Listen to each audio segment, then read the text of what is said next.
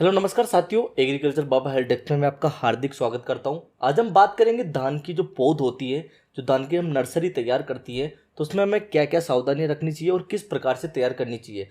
बहुत सी जगह धान की नर्सरियाँ तैयार होने लग गई है और हमारा जो क्षेत्र है उसमें 15 से लेकर 20 दिन बाद धान की नर्सरियाँ तैयार होनी प्रारंभ हो जाएगी। तो प्यारे किसान भाई, इसमें बहुत ही सावधानी रखने की जरूरत होती है, क्योंकि बहुत से किसान भाई होते हैं जिनकी पूरी नर्सरी बर्बाद हो जाती है और उन्हें कहीं से खरीद कर धान लगाना पड़ता है या फिर उन्हें अन्य फसल की बुआई करनी पड़ती है और वह धान से वंचित रह जाती है। तो हमें फर्स्ट में क्या क्या ऐसी जो महत्वपूर्ण जानकारी है उनका ध्यान रखना चाहिए ताकि हमारी नर्सरी बर्बाद ना हो और उसमें जो बगली जो सूखने की बीमारी होती है, पीलापन आकर, उसकी समस्या का हमें सामना न करना पड़े। तो सबसे पहले मैं किसान भाइयों से निवेदन करूंगा कि अगर आप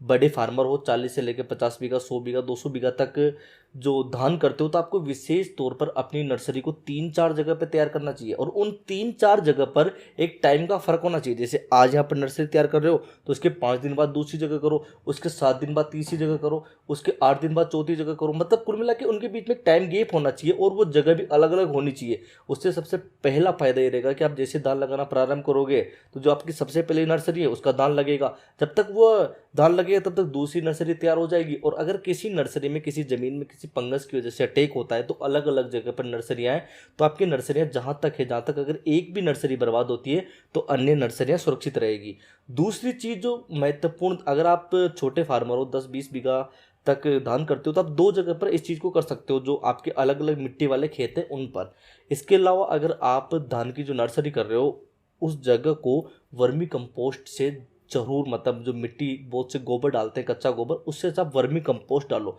क्योंकि वर्मी कंपोस्ट में जो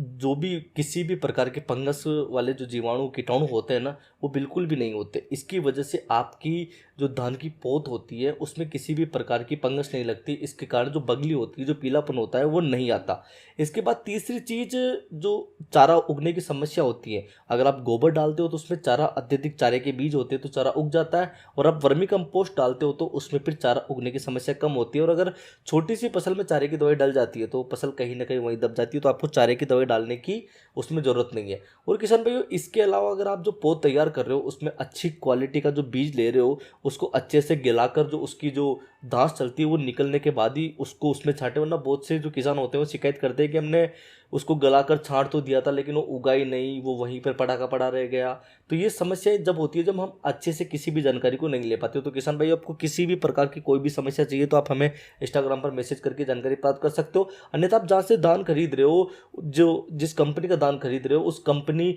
वाले जो उसका जो भी होता है एजेंट या फिर उसका कर्मचारी होता है या फिर जो आपकी शॉपकीपर है, उससे पूर्ण रूप से जानकारी लेने के बाद ही उस धान को गलाएं और उस धान की पौध तैयार करें। अगर आपको किसी भी प्रकार की कोई जानकारी चाहिए तो हमें तुरंत मैसेज कीजिए, हम आपकी पूर्ण रूप से सहायता करेंगे।